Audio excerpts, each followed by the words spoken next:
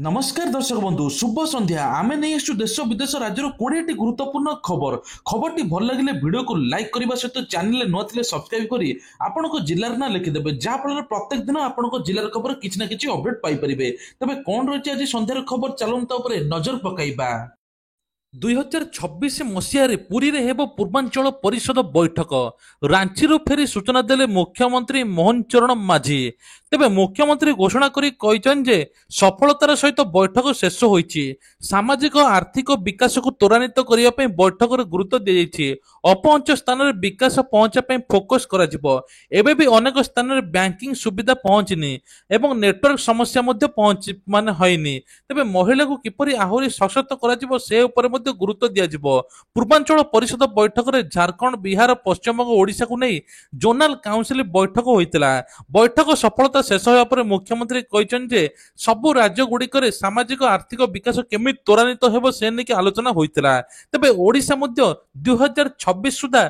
माओ दमन संपूर्ण समाप्त हेब ता सहित ओडिशा को नेटवर्क आसीबो गाँ गहली समस्त प्रकार सुविधा मिलिबो महिला को सशक्तकरण शिक्षा कृषि स्वास्थ्य क्षेत्र में विकास हेब बोली मुख्यमंत्री एपटे घोषणा करिसंती आसंता काली फेरिबे नवीन तेबे गोटे दिन पर ओडिशा फेरिबे विरोधी दल नेता नवीन पट्टनायक सुस्थ होई निज कर्मक्षेत्र को फेरुचंती बीजेडी सुप्रीमो नवीन पट्टनायक जुलाई 12 तारिख दिन ओडिशा फेरिबे नवीन दिन गोटाए भुवनेश्वर विमान बंदर पहुंचे तेबे चिकित्सा जून 20 तारिख में मुंबई जाइथिले नवीन जून 24 रे होइथिला नवीन को अस्त्रोपचार जुलाई 7 तारिख में हॉस्पिटल डिस्चार्ज होइथिले हॉस्पिटल डिस्चार्ज हेबा पर नवीन ओडिशा फेरि नथिले नवीन तांको भाई को घर दिल्ली रे थिले आउ एबे आसंता काली नवीन पट्टनायक भुवनेश्वर फेरुचंती कांग्रेस फोकस रे ओडिशा राज्य कांग्रेस सुदृढ़ करने आज ओडिशा आसी पहुंचती राहुल गांधी बरमुंडा पड़े आयोजित होता विशाल संविधान बचाओ समावेश जोगदे राहुल गांधी मोदी को टार्गेट करिसंती शिल्पपति गौतम अदानी को मध्य टार्गेट करिसंती कहिसंती संविधान रे केउटी लेखा होइनी जे देश अदानी की अंबानी रो अरबपति संविधान खोलिकी देख एथिरे लेखा अछि देश गरीब लोकंकर हेले आमे कुआडे जाउचु आमे जुआडे जाउचु सेठी देखा जाउची खाली आदानी आदानी यार अर्थ होउची आदानी ओडिशा चलाउची ओडिशा सरकार को आदानी चलाउची एमिति कहिसंती राहुल गांधी ओडिशा सरकार काम ओडिशार धन गरीब लोकंकर चोरी करिबा प्रथमे बीजेडी यही काम करुला आउ एबे बीजेपी मध्य करुची ओडिशार गरीब लोक दलित चाषी मजुरिया गोटे पटे अन्य 5-6 जन आरोपति बीजेपी सरकार एमानक भितर लड़ई हेउची आउ कांग्रेस ओडिशा जनता सहित मिसी एका लड़ई करी जितियो बोली एपटे राहुल गांधी कहते बैतरणी नदी में बन्या जल प्रवेश करिछि बन्या जल स्रोत एते प्रखर थिला जे ब्रिज मध्य दबी जाइछि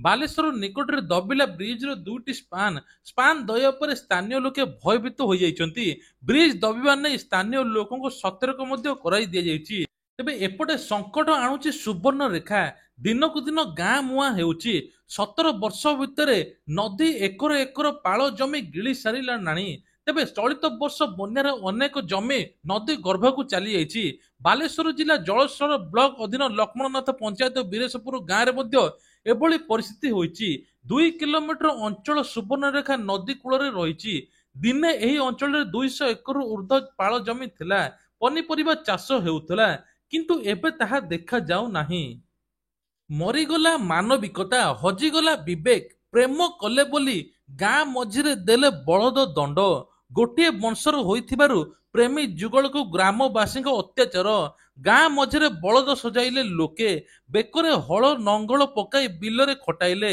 एहापरे प्रेमी जुगल को शुद्धि कराइले एपरि अभावनीय घटना सामना को आसीछि एभली घटना रायगड़ा जिला कल्याण सिंहपुर रे घटिछि सोशल मीडिया एक वीडियो भाइराल अछि ग्राम देवी पाखरे पूजा पाठ करबा परे बलद स्थान रे युवक युवती कांधरे जुआली पकाई क्षेत्र चाष करने बाध्य करा जाउछि उभय अनिच्छा सत्वे धमक चमक दे हल कराउछंती गाँ लोके अनुसंधान जना पड़िथिला जे गाँ कुटुंबक निष्पत्ति अनुसार उभय को दंड दिया जाइछि गाँ रु तड़ी मध्य दिया जाइछि एमानक भूल थिला उभय गोटे वंशर एवं संपर्क रे पियूसी एवं पुतुरा आदिवासी परंपरा अनुसार गोटे वंशर होइथिले विवाह बंधन रे आबद्ध होई परिबो नाही कारण सेमाने गोटे रक्तर संपर्क तेणु विवाह होई परिबो नाही तेणु गाँ लोके मिसिकि एभली दंड मध्य देइथिले।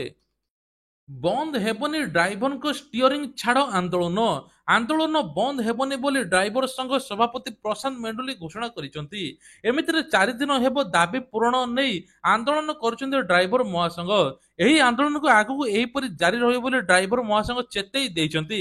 ଷ୍ଟିଅରିଂ ଛାଡ଼ ଆନ୍ଦୋଳନ ଯେତେ ଦିନ ଚାଲିବ ସେତେ ଦିନ ସରକାର ନିଜର ହସ୍ତକ୍ଷେପ ନ କରିଛନ୍ତି ସେତେ ଦିନ ଚାଲିବ ବୋଲି ଡ୍ରାଇଭର ଲୋକ କହିଛନ୍ତି। ଡ୍ରାଇଭର ମାନଙ୍କ ମଧ୍ୟରେ ଦାବି ପୂରଣ ହୋଇନାହିଁ। ତୁରନ୍ତ ଦାବି ପୂରଣ ପାଇଁ ସରକାରଙ୍କ ପାଖରେ ମଧ୍ୟ କୁହାଯାଇଛି। ସରକାର ଲିଖିତ ପ୍ରତିଶ୍ରୁତି ଦିଅନ୍ତି ତାହେଲେ ଆନ୍ଦୋଳନରୁ ଓହରିବୁ ବୋଲି ଡ୍ରାଇଭର ସଂଘ ସଭାପତି ପ୍ରଶାନ୍ତ ମେଣ୍ଡୁଲି କହିଛନ୍ତି। କେବଳ ସେତିକି ନୁହେଁ, ଆନ୍ଦୋଳନରେ ସାମିଲ ହେବାକୁ 30ଟି ଜିଲ୍ଲାର ଡ୍ରାଇଭରଙ୍କୁ ମଧ୍ୟ ଅନୁରୋଧ କରୁଛନ୍ତି। ମେଣ୍ଡୁଲି କହିଛନ୍ତି ରାଜରାସ୍ତାରେ ବିଶୃଙ୍ଖଳା କିଭଳି ଗାଡ଼ି ଅଟକାଇଲେ ସରକାର ଆକ୍ସନ ନେଇପାରନ୍ତି, ତେଣୁ ଶାନ୍ତିପୂର୍ଣ୍ଣ ଧାରଣାରେ ବସିବୁ, ଆନ୍ଦୋଳନ ବନ୍ଦ ହେବ ନାହିଁ। ଭାରତର ସର୍ବବୃହତ ଆଲୁମିନିୟମ ଉତ୍ପାଦକ ବେଦାନ୍ତ ଆଲୁମିନିୟମ ଏହାର ପ୍ରମୁଖ ମୋବାଇଲ ସ୍ୱାସ୍ଥ୍ୟ ୟୁନିଟ୍ ସେବା ମାଧ୍ୟମରେ ଓଡ଼ିଶାର 52ଟି ଗ୍ରାମର 35,000ରୁ ଅଧିକ ବାସିନ୍ଦାଙ୍କୁ ଗୁଣାତ୍ମକ ସ୍ୱାସ୍ଥ୍ୟ ସେବା ପ୍ରଦାନ କରି ଆସୁଛି। ରାୟଗଡ଼ା, କଳାହାଣ୍ଡି, ସୁନ୍ଦରଗଡ଼, ଝାରସୁଗୁଡ଼ା ଜିଲ୍ଲାରେ କାର୍ଯ୍ୟ କରୁଥିବା ଏହି କମ୍ପାନୀ 2 ବର୍ଷ ମଧ୍ୟରେ 2,000ରୁ ଅଧିକ ମାଗଣା ସ୍ୱାସ୍ଥ୍ୟ ଶିବିର ଆୟୋଜନ କରିଛି, ଯାହା ଉନ୍ନତି ଏବଂ ଅଞ୍ଚଳ ଗୁଡ଼ିକରେ ମଧ୍ୟ ଗୁରୁତ୍ୱପୂର୍ଣ୍ଣ ସ୍ୱାସ୍ଥ୍ୟ ସେବାର ଆବଶ୍ୟକତାକୁ ପୂରଣ କରିଛି। ତେବେ ଗ୍ରାମୀଣ ଓଡ଼ିଶାର ସ୍ୱାସ୍ଥ୍ୟ ସେବା ବ୍ୟବଧାନ ଉପରେ ଧ୍ୟାନ କେନ୍ଦ୍ରିତ କରି ଏମ୍ଏଚ୍ୟୁ ଶିବିର ଗୁଡ଼ିକ ବିଭିନ୍ନ ପ୍ରକାର ମାଗଣା ସେବା ପ୍ରଦାନ କରେ, ଯେଉଁଥିରେ ଡାକ୍ତରୀ ଯାଞ୍ଚ, ମ୍ୟାଲେରିଆ ସ୍କ୍ରିନିଂ, ରକ୍ତ ଶର୍କରା ପରୀକ୍ଷା, ଅତ୍ୟାବଶ୍ୟକ ଔଷଧ ବଣ୍ଟନ ମଧ୍ୟ ଅନ୍ତର୍ଭୁକ୍ତ ବୋଲି କୁହାଯାଉଛି। ତେବେ ଏ ନେଇକି ମଧ୍ୟ କୁହାଯାଇଛି ଯେ ଖୁବ୍ ଜଲ୍ଦି ଗାଁ ଗହଳିରେ ମଧ୍ୟ ବହୁତ ପ୍ରଶଂସା କରୁଛନ୍ତି ଏଭଳି ପଦକ୍ଷେପକୁ। ପ୍ରଧାନମନ୍ତ୍ରୀ ଜନଧନ ଯୋଜନା ଅନ୍ତର୍ଗତ ଅନେକ ନିଷ୍କ୍ରିୟ ଆକାଉଣ୍ଟ ବନ୍ଦ ହେବ ବୋଲି ଯେଉଁ ଖବର ଗଣମାଧ୍ୟମରେ ସୋସିଆଲ ମିଡିଆରେ ପ୍ରକାଶ ଚାଲିଛି ସେସବୁ କୌଣସି ସତ୍ୟତା ନାହିଁ ବୋଲି ଅର୍ଥ ମନ୍ତ୍ରାଳୟ ସ୍ପଷ୍ଟ କରିଛି। ଏକ ବିବୃତ୍ତିରେ ଜାରି କରାଯାଇଛି ଯେ କାର୍ଯ୍ୟକ୍ଷମ ନଥିବା ଜନଧନ ଆକାଉଣ୍ଟ ଉପରେ ନିରନ୍ତର ନଜର ରଖାଯାଇଛି। ବ୍ୟାଙ୍କମାନେ ଏମିତି ଆକାଉଣ୍ଟ ଧାରୀଙ୍କ ସହିତ ଯୋଗାଯୋଗ କରି ଏହାକୁ କାର୍ଯ୍ୟକ୍ଷମ କରିବା ପାଇଁ ପ୍ରୋତ୍ସାହିତ କରୁଛନ୍ତି। କୌଣସି ଆକାଉଣ୍ଟ ବନ୍ଦ କରିବା ନେଇ ଏପର୍ଯ୍ୟନ୍ତ କୌଣସି ନିର୍ଦ୍ଦେଶ ଜାରି ହୋଇନାହିଁ। ଜନଧନ ଆକାଉଣ୍ଟରେ ଜୀବନ ଜ୍ୟୋତି ବୀମା ଯୋଜନା, ଅଟଳ ପେନସନ ଯୋଜନା ପରି କେନ୍ଦ୍ରୀୟ କଲ୍ୟାଣ କାର୍ଯ୍ୟକ୍ରମ ଯୋଜନା ଅଧିକ ହିତାଧିକାରୀଙ୍କ ପର୍ଯ୍ୟନ୍ତ ପହଞ୍ଚିବା ପାଇଁ 3 ମାସର ଅଭିଯାନ ଚାଲିଛି।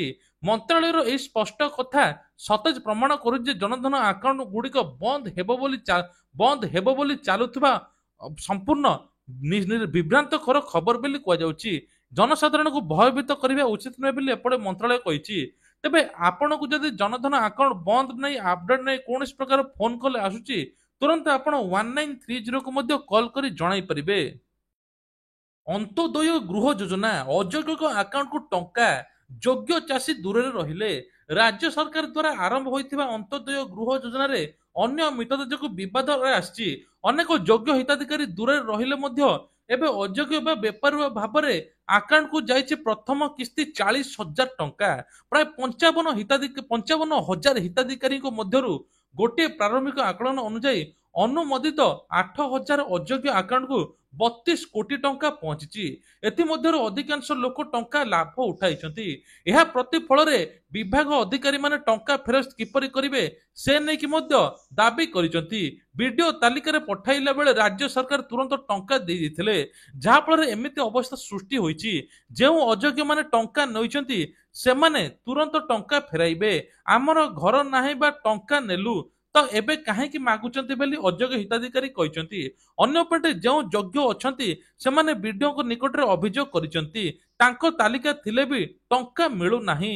ଏପଟେ ସରକାର କହିଛନ୍ତି ତୁରନ୍ତ ଏନେଇ ଗୋଟେ ରିପୋର୍ଟ ହେବ, ତଦନ୍ତ ମଧ୍ୟ ଚାଲିବ।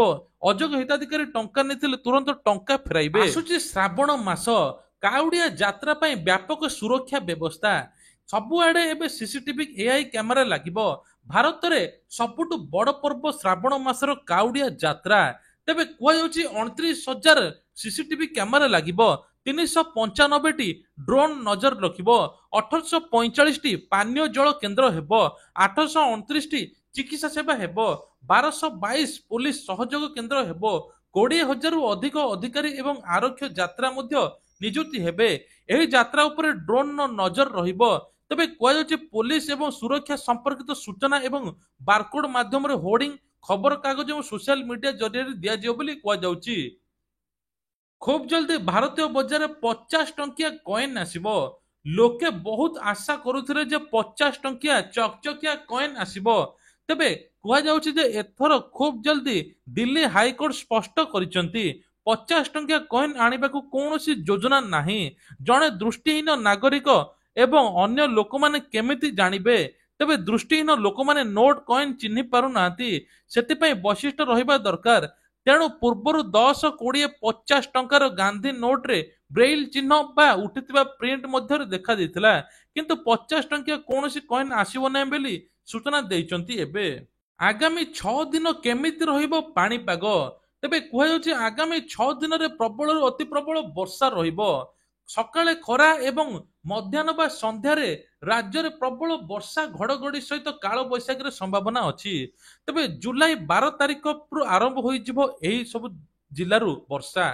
ନୂଆପଡା, ସୁନ୍ଦରଗଡ଼, ମୟୂରଭଞ୍ଜ, ବଲାଙ୍ଗୀର, ବରଗଡ଼, ସୋନପୁର, ସମ୍ବଲପୁର, ଝାରସୁଗୁଡା, କେନ୍ଦୁଝର, ଦେବଗଡ଼, କଳାହାଣ୍ଡି, ନବରଙ୍ଗପୁର, ମାଲକାନଗିରି, କୋରାପୁଟ, ବାଲେଶ୍ୱର, ଭଦ୍ରକ, ଜଗତସିଂହପୁର, କେନ୍ଦ୍ରାପଡା ଓ କଟକ ଏହି ସବୁ ଜିଲ୍ଲା ଗୁଡିକରେ ସକାଳେ ଖରା ଏବଂ ସନ୍ଧ୍ୟା ବେଳୁ ପ୍ରବଳରୁ ଅତି ପ୍ରବଳ ବର୍ଷା ସହିତ 30ରୁ 40 କିଲୋମିଟର ବେଗରେ ମଧ୍ୟ ପବନ ବହିବ। ରାହୁଲ ଗାନ୍ଧୀଙ୍କ ବଡ ବୟାନ ସମସ୍ତଙ୍କୁ ଆଶ୍ଚର୍ଯ୍ୟ କରିଛି। ଫୋକସରେ ଓଡ଼ିଶା। ଏପଟେ ରାହୁଲ ଗାନ୍ଧୀ କହିଛନ୍ତି ଯେ ଆଦାନୀଙ୍କ ପାଇଁ ଅଟକି ଗଲା ରଥ। ହାଇଡ୍ରାମା ଚାଲିଛି। ରଥକୁ ଆଦାନୀ ଏବଂ ତାଙ୍କ ପରିବାର ପାଇଁ ଅଟକାଇ ଦିଆଯାଇଛି। ଏଥିରୁ ଆପଣ ଓଡ଼ିଶା ସରକାର ବିଷୟରେ ଜାଣିପାରୁଥିବେ, ଏହା ଓଡ଼ିଶା ସରକାର ନୁହେଁ ବରଂ ଆଦାନୀ ସରକାର। ଏହାର ଲକ୍ଷ୍ୟ ଆପଣଙ୍କର ଜମି, ଜଙ୍ଗଲ ଆଉ ଭବିଷ୍ୟତକୁ ଚୋରି କରିବା। ଆପଣଙ୍କ ସରକାର ଏବଂ ଓଡ଼ିଶା ଯୁବକଙ୍କ ପାଇଁ କେତେ ରୋଜଗାର ସୃଷ୍ଟି କରିଛନ୍ତି ବଡ ବଡ କମ୍ପାନୀ, ତେବେ ଆପଣମାନେ ଜାଣିଥିବେ। ତେଣୁ ସବୁ ଧନ ଲୁଟି ନେବେ। ଓଡ଼ିଶାକୁ ମଧ୍ୟ ଟାର୍ଗେଟ କରିଛି ଆଦାନୀ। ଓଡ଼ିଶାର ଗରିବ ଲୋକ, ଦଳିତ, ଚାଷୀ, ମଜୁରିଆ ଏବଂ ଅନ୍ୟପଟେ 5ରୁ 6 ଜଣ ଆରବପତି ବିଜେପି ସରକାର ଏମାନଙ୍କ ଭିତରେ ଲଢେଇ ହେଉଛି। ଆଉ କଂଗ୍ରେସ ଓଡ଼ିଶା ଜନତାଙ୍କ ସହିତ ମିଶି ଲଢେଇ କରିବ। ସେପଟେ ଆଉ ଗୋଟେ ବଡ ବୟାନ ଦେଇଛନ୍ତି। ଓଡ଼ିଶାରୁ ଗାୟବ ହେଲେଣି 40,000ରୁ ଅଧିକ ମହିଳା। ପ୍ରତିଦିନ 15 ମହିଳା ଦୁଷ୍କର୍ମ ଶିକାର ହେଉଛନ୍ତି। ଏଭଳି କହିଛନ୍ତି ରାହୁଲ ଗାନ୍ଧୀ। ତେବେ ବିଜେପି ସରକାର କିଭଳି ଦୋଷୀଙ୍କୁ ସଜା ଦେଉଛି ଆପଣମାନେ ଜାଣିଥିବେ। କୁଆଡେ ଗଲା ମହିଳାଙ୍କ ଅତ୍ୟାଚାର ବଢୁଛି, ଗଣ ଦୁଷ୍କର୍ମ ହେଉଛି, ହେଲେ ଆପଣ ସରକାର ଏଥିରେ ନେଣ ଦେଣ ନାହିଁ। 24 ଘଣ୍ଟାରେ ଆପଣଙ୍କ ରକ୍ତ ପିଉଛନ୍ତି। ଏଥିପାଇଁ ଏଠାକୁ ଆମେ ଆସିଛୁ ନାରୀ ନିର୍ଯାତନା ରୋକିବା ପାଇଁ। ଆମ ସମସ୍ତେ ଏକ ହେବା ପାଇଁ ପଡିବ। ଆମେ ସମସ୍ତେ ଏକ ହେଲେ ସବୁ କିଛି ସଜାଡି ହେବ। ପୁରୀରେ ହେବ ପୂର୍ବାଞ୍ଚଳ ବୈଠକ। ତେବେ 28ତମ ଇଷ୍ଟର୍ଣ୍ଣ ଜୋନାଲ କାଉନସିଲର ବୈଠକ। ମୋଦିଙ୍କ ଭିଜନ ପାଇଁ ଓଡ଼ିଶା ଚାଲିଛି ଅଗ୍ରସର। ପ୍ରଥମେ ହେଲା ନକ୍ସଲ ମୁକ୍ତ ଭାରତ।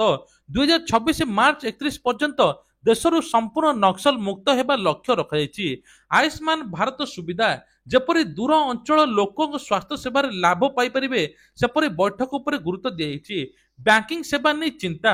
ଓଡ଼ିଶାର ଅନେକ ଅଞ୍ଚଳ ଏପର୍ଯ୍ୟନ୍ତ ବ୍ୟାଙ୍କ ସୁବିଧାରୁ ବଞ୍ଚିତ ଅଛନ୍ତି, ନେଟୱାର୍କ ସମସ୍ୟାରୁ ବଞ୍ଚିତ ଅଛନ୍ତି। ଖୁବ୍ ଜଲ୍ଦି ତାହାର ସମାଧାନ ମଧ୍ୟ କରାଯିବ। ତେବେ ପୁରୀ ଚିହ୍ନଟ ହେଲା ଉତ୍ତର ପୂର୍ବ ଭାରତର ବିକାଶ ଗେଟୱେ। ଓଡ଼ିଶା ନୁହେଁ, ଏବେ ଭାରତ ବଦଳିବ ପଶ୍ଚିମ ଘାଟରୁ। ତେବେ ଆହୁରି ମଧ୍ୟ କୁହାଯାଇଛି ଯେ ମୁଖ୍ୟମନ୍ତ୍ରୀ କହିଛନ୍ତି ନିଯୁକ୍ତି ଦିଆଯିବ।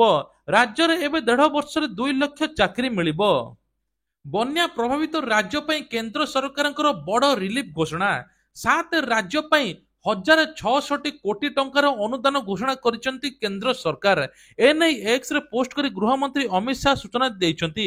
ବନ୍ୟା ପ୍ରଭାବିତ 6 ରାଜ୍ୟ ଉତ୍ତରାଖଣ୍ଡ, କେରଳ, ଆସାମ, ମଣିପୁର, ମିଜୋରାମ, ମେଘାଳୟ, ଓଡ଼ିଶା ଏମିତି ଅନେକ ରାଶି ମଧ୍ୟ ପ୍ରଦାନ କରାଯିବ। ତେବେ କୁହାଯାଉଛି ଯେ ଚଳିତ ବର୍ଷ ଏହି ପାଣ୍ଠିରୁ ବନ୍ୟା ପ୍ରଭାବିତ 19 ରାଜ୍ୟ ପାଇଁ ପ୍ରାୟ 8,000 କୋଟି ଟଙ୍କା ପ୍ରଦାନ କରାଯିବ ନେଇ ସୂଚନା ଦେଇଛନ୍ତି ଶାହା। ହୃଦଘାତ ଭୟରେ ହସ୍ପିଟାଲରେ ଭିଡ଼।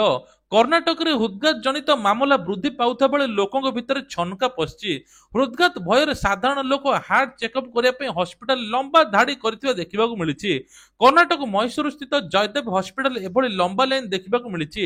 ଶହ ଶହ ସଂଖ୍ୟାରେ ଲୋକଙ୍କ ଚେକଅପ୍ କରିବା ପାଇଁ ଲମ୍ବା ଧାଡ଼ିରେ ଠିଆ ହୋଇଛନ୍ତି। ହସ୍ପିଟାଲ କର୍ତ୍ତୃପକ୍ଷ କହିଛନ୍ତି ଯେ କାର୍ଡିଓଲୋଜି ବିଭାଗର ଡାକ୍ତର ଦେଖା କରିବା ପାଇଁ ଶହ ଶହ ସଂଖ୍ୟାରେ ଲୋକେ ଆସି ହସ୍ପିଟାଲରେ ପହଞ୍ଚୁଛନ୍ତି, ଯେଉଁଥିପାଇଁ ସମସ୍ୟା ଉପୁଜିଛି। ପୂର୍ବରୁ ଭର୍ତ୍ତି ହୋଇଥିବା ହାର୍ଟ ରୋଗୀଙ୍କର ଚିକିତ୍ସା ମଧ୍ୟ ପ୍ରାଥମିକତା ଦେବ। ମିକ୍ସଚର ଫ୍ୟାକ୍ଟ୍ରିରୁ ବ୍ରାଉନ ସୁଗାର ଜବତ। ଖୋର୍ଦ୍ଧା ଜିଲ୍ଲା ବେଗୁନିଆ ବ୍ଲକର ଭାଟପଡ଼ାରେ ଏକ ଘଟଣା ଘଟିଛି। ଅବକାରୀ ବିଭାଗ ଚଢ଼ାଉ ଉପରେ 150 ଗ୍ରାମର ବ୍ରାଉନ ସୁଗାର ଜବତ ହୋଇଛି। ଧଳା ଜହର କାରବାର ଅଭିଯୋଗରେ ଜଣେ ବ୍ୟବସାୟୀ ମଧ୍ୟ ଗିରଫ ହୋଇଛି। ତେବେ ଏଭଳି କିଭଳି ଘଟିଲା ସେ ନେଇକି ମଧ୍ୟ ଗାଁ ଲୋକ ଆଶ୍ଚର୍ଯ୍ୟ ହେଉଛନ୍ତି। ପ୍ରାୟ 15 ଲକ୍ଷ ହେବ ସେହି ବ୍ରାଉନ ସୁଗାର, ଯାହାଫଳରେ ଏବେ ଷଡ଼ଯନ୍ତ୍ର କରି ମିକ୍ସଚର ଫ୍ୟାକ୍ଟ୍ରିରୁ ବ୍ରାଉନ ସୁଗାର ରଖାଯାଇଛି ବୋଲି ଗ୍ରାମବାସୀ ଅଭିଯୋଗ କରିଛନ୍ତି। ରତ୍ନ ଭଣ୍ଡାର ଗଣତି ମଣତି ଆହୁରି ସମୟ ଲାଗିବ, ଏନେଇକି ସୂଚନା ଦେଲେ ଆଇନ ମନ୍ତ୍ରୀ ପୃଥ୍ୱୀରାଜ ହରିଚନ୍ଦନ। ଗୁରୁବାର ଦିନ ମନ୍ତ୍ରୀ କହିଲେ ରତ୍ନ ଭଣ୍ଡାରୀ ଗଣତି ମଣତି ଉପସ୍ଥିତ ରହିବେ ରିଜର୍ଭ ବ୍ୟାଙ୍କର 2 ଜଣ ଅଧିକାରୀ। ଏଥିପାଇଁ 2 ଜଣ ଅଧିକାରୀଙ୍କୁ ନିଯୁକ୍ତି ଦେବାକୁ ରିଜର୍ଭ ବ୍ୟାଙ୍କ ଗଭର୍ଣ୍ଣର ଚିଠି ଲେଖିଛନ୍ତି ରାଜ୍ୟ ସରକାର। ସେଠାରୁ ସମ୍ମତି ମିଳିଲେ କାର୍ଯ୍ୟ ଆରମ୍ଭ ହେବ, ଏନେଇକି ସୂଚନା ଦେଇଛନ୍ତି ଆଇନ ମନ୍ତ୍ରୀ ପୃଥ୍ୱୀରାଜ ହରିଚନ୍ଦନ। ଅନୁପ୍ରବେଶକାରୀଙ୍କ ବିରୋଧରେ କାର୍ଯ୍ୟାନୁଷ୍ଠାନ ହେବ, ଏନେଇକି ରାଜସ୍ୱ ମନ୍ତ୍ରୀ କହିଛନ୍ତି। କେନ୍ଦ୍ରର ଗାଇଡଲାଇନ ଅନୁସାରେ ରାଜ୍ୟରେ କାମ ଆରମ୍ଭ ହୋଇଛି। ଅନୁପ୍ରବେଶକାରୀଙ୍କ ବିରୋଧରେ କାର୍ଯ୍ୟାନୁଷ୍ଠାନ ହେବ ବୋଲି ରାଜସ୍ୱ ମନ୍ତ୍ରୀ ସୁରେଶ ପୂଜାରୀ କହିଛନ୍ତି। ପୁଣି ବଢିଲା ପରିବା ଦର, ଆକାଶ ଛୁଆଁ ପରିବା ଦର। ସାଧାରଣ ଲୋକଟିଏ ପରିବା କିଣିବା ପାଇଁ 10 ଥର ଭାବୁଛି, ତେବେ 500 ଟଙ୍କାରେ ବ୍ୟାଗ ଫୁଲ ହେଉନାହିଁ। ପନିପରିବା ଏବେ 60ରୁ 70 ଟଙ୍କା, ଟମାଟୋ କିଲୋ 80 ଟଙ୍କା। ରାଜ୍ୟରେ ଏବେ ପରିବା ଦର ହୁ ହୁ ହୋଇ ବଢିଛି। ଏପଟେ ଚାଲନ୍ତୁ ଜାଣିବା ଯୋଜନା ବିଷୟରେ। ସୁଭଦ୍ରା ଟଙ୍କା ଏବେ ମିଳିବା ପାଇଁ ଯାଉଛି ଆର ମାସ ବା ଅଗଷ୍ଟ ମାସରେ ମିଳିବା ପାଇଁ ଯାଉଛି ସୁଭଦ୍ରାର ତୃତୀୟ କିସ୍ତି। ଅଗଷ୍ଟ 9 ତାରିଖରେ ତୃତୀୟ କିସ୍ତି ମିଳିବ।